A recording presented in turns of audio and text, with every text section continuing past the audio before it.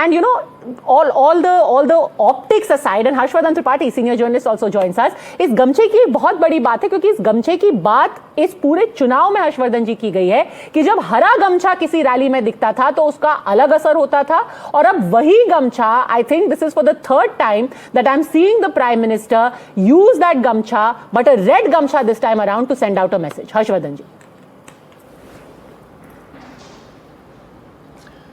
पद्मजा जी, बिहार ने जो मैंडेट दिया है, इसको गमछे को एक सिंबल के तौर पर अगर देखें तो एक और मैं आपको ध्यान में दिलाऊं, जब गाने बज रहे थे कि तेजस्वी भैया आएंगे तो ये हो जाएगा, कट्टा ले लेंगे तो रंगदार कहोगी, इस तरह की जब बातें चल रही थी, तो उस समय मनोज तिवारी का गाया हुआ वो गाना कि थोड़ा संस्कारी हैं जी, हाँ हम बिहारी हैं जी, तो ये गमछा और ये जो अलग अलग जो गाने बन रहे थे, ये साफ साफ दिखाता है कि बिहार ने मैंडेट क्यों दिया है.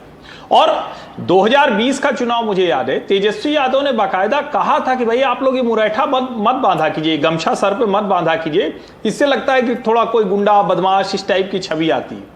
लेकिन कमाल देखिए कि 2025 के चुनाव में उसी तरफ जाते हुए दिखे, और भारतीय जनता पार्टी की अगुवाई वाला गठजोड़ वो इस गमछे को बिहार की अस्मिता, बिहार की संस्कृति, बिहार की पहचान के तौर पर देखता है. भला ये कैसे चलेगा कि आप बिहार को एक गुंडा राज्य के तौर पर प्रस्तुत करें? भला कैसे चलेगा कि किसी एक वर्ग को हमेशा उसी तरह से देखा जाए? और इसको यूं भी देखा जाना चाहिए कि ये संस्कृति, सम्मान, ये सब कुछ है, लेकिन मैं बार बार कहता हूं कि ये नरेंद्र नीतीश का मैंडेट नहीं है, ये एस्पिरेशनल बिहारियों का मैंडेट है, जिनके एस्पिरेशंस का संरक्षण करने का जो कहें कि वादा किया है नरेंद्र और नीतीश ने. मुझे लगता है उस पर बहुत कुछ करके दिखाना होगा. पद्मजा.